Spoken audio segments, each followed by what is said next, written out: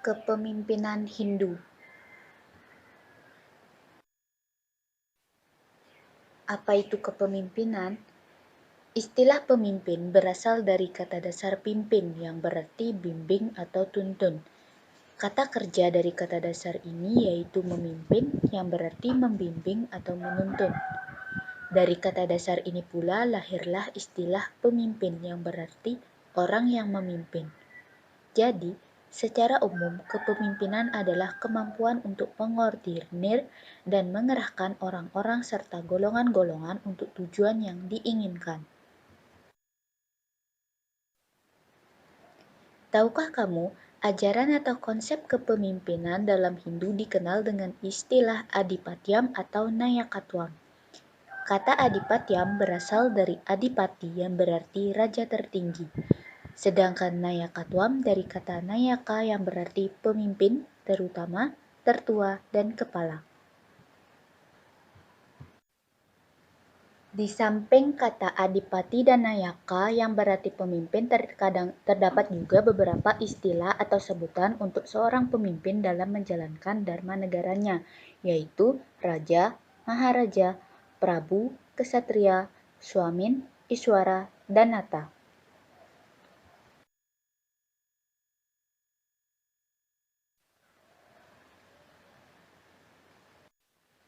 Di setiap zaman dalam sejarah Hindu selalu muncul tokoh yang menjadi pemimpin. Sebut saja Erlangga, Sanjaya, Ratu Sima, Sri Aji Jayabaya, Jayakatwang, Kertanegara, Hayam Wuruk, Gajah Mada, dan masih banyak lagi lainnya. Di era sekarang, banyak tokoh Hindu yang juga dapat dijadikan sebagai panutan atau pimpinan seperti Mahatma Gandhi, Swami Vivekananda, Ramakrishna, Sri Sathya Sai, dan sebagainya.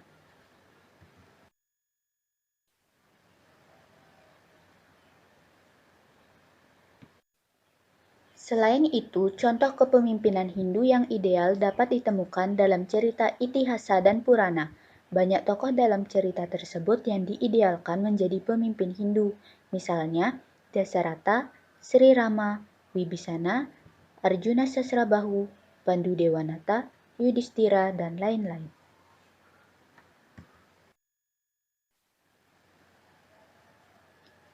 Konsep-konsep kepemimpinan Hindu.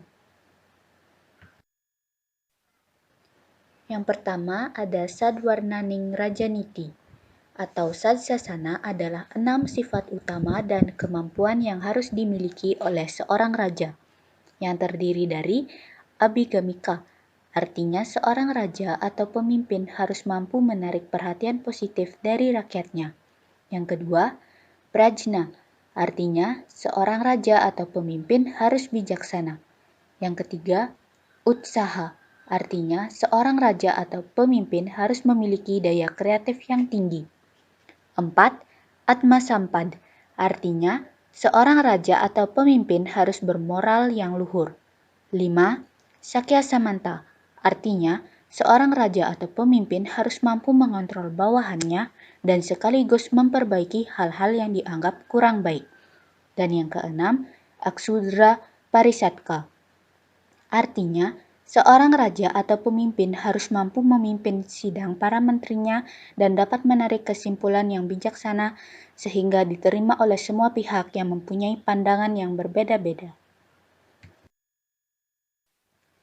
Selanjutnya yaitu Catur Kotamaneng Nrapati adalah 4 syarat utama yang harus dimiliki oleh seorang pemimpin, yang terdiri dari Jenana Wisesa Suda, artinya raja atau pemimpin harus memiliki pengetahuan yang luhur dan suci. Kaprahitaning Praja, artinya raja atau pemimpin harus menunjukkan belas kasihnya kepada rakyatnya.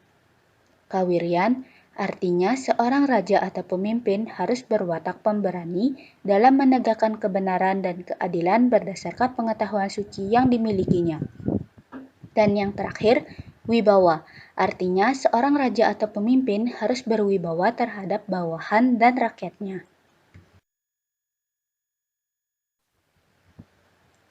Tri Upaya Sandi.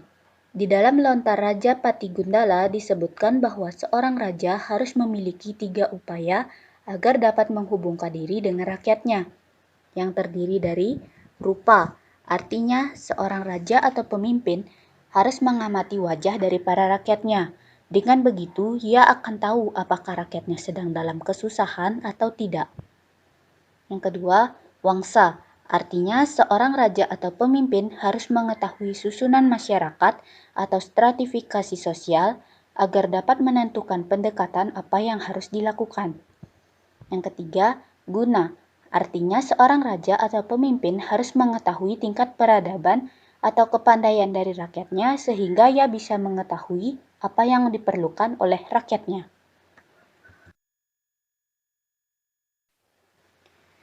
Panca Upaya Sandi. Di dalam lontar Siwa Buddha Gama Tattwa disebutkan ada 5 tahapan upaya yang harus dilakukan oleh seorang raja dalam menyelesaikan persoalan-persoalan yang menjadi tanggung jawab raja. Yang terdiri dari maya, artinya seorang pemimpin perlu melakukan upaya dalam mengumpulkan data atau permasalahan yang masih belum jelas duduk perkaranya. Upeksa, artinya, seorang pemimpin harus meneliti dan menganalisis semua data-data tersebut dan mengodifikasikan secara profesional dan proporsional. Indrajala, artinya, seorang pemimpin harus bisa mencarikan jalan keluar dalam memecahkan persoalan yang dihadapi sesuai dengan hasil analisisnya. Wikrama, artinya, seorang pemimpin harus melaksanakan semua upaya penyelesaian dengan baik sesuai dengan aturan yang telah ditetapkan. Logika, artinya, seorang pemimpin harus mengedepankan pertimbangan-pertimbangan logis dalam menindaklanjuti penyelesaian permasalahan yang telah ditetapkan.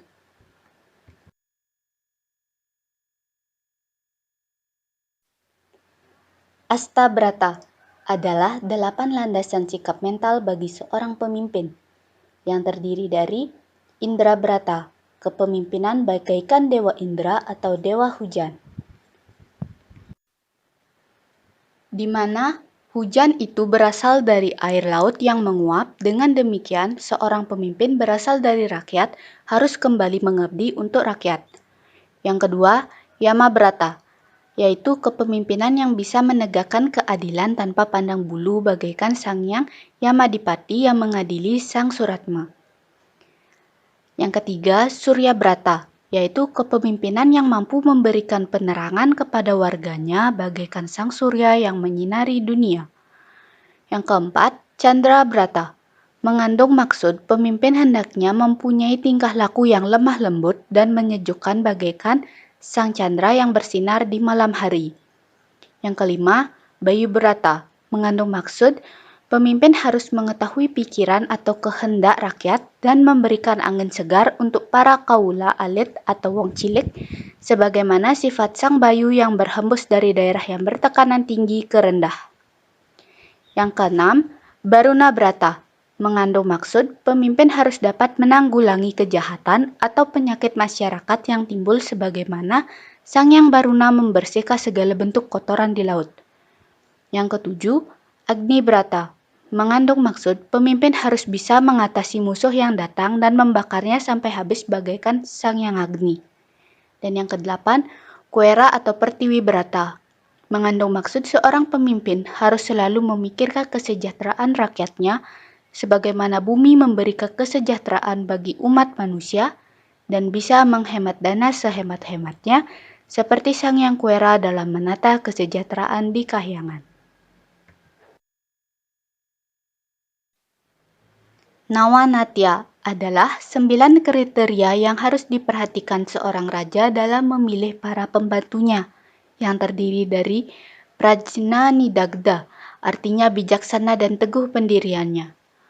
Wirasarwa Yuda, artinya pemberani dan pantang menyerah dalam setiap medan perang. Paramarta, artinya bersifat mulia dan luhur. Diratsaha, artinya tekun dan ulet dalam setiap pekerjaan. Uragi Wakya, artinya pandai berbicara atau berdiplomasi. Samaupaya, artinya selalu setia pada janji. Lagawangarta, artinya tidak pamrih pada harta benda. Roh Ring Sarwa Bastra, artinya bisa mengatasi segala kerusuhan. Dan Wiweka artinya dapat membedakan mana yang baik dan yang buruk. Selanjutnya yaitu Pancadasa Pramiteng Prabu yang terdiri dari Wijayana artinya bijaksana dalam setiap masalah. Mantriwira artinya pemberani dalam membela negara. Wicaksana Nengnaya artinya sangat bijaksana dalam memimpin. Natangguan artinya dipercaya oleh rakyat dan negaranya. Satya Bhakti Prabu artinya selalu setia dan taat pada atasan.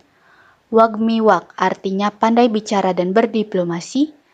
Sarjawa Upasama artinya sabar dan rendah hati. Dirotsaha artinya teguh hati dalam setiap usaha. Teulelana artinya teguh iman dan optimis. Tansatresna artinya tidak terlihat pada kepentingan golongan atau pribadi. Dibyacita artinya lapang dada dan toleransi. Nayaken musuh artinya mampu membersihkan musuh-musuh negara. Masihi samasta bawana artinya menyayangi isi alam. Sumantri artinya menjadi abdi negara yang baik. Dan Gineng Pratigina artinya senantiasa berbuat baik dan menghindari perbuatan buruk.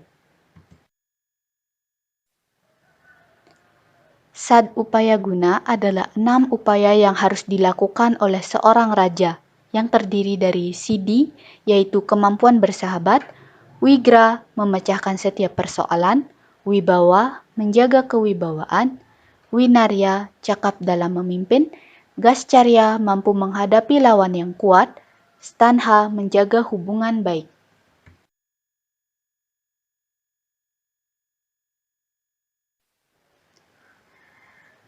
Lalu yang terakhir yaitu Pancasatya, 5 landasan bagi pemimpin Hindu.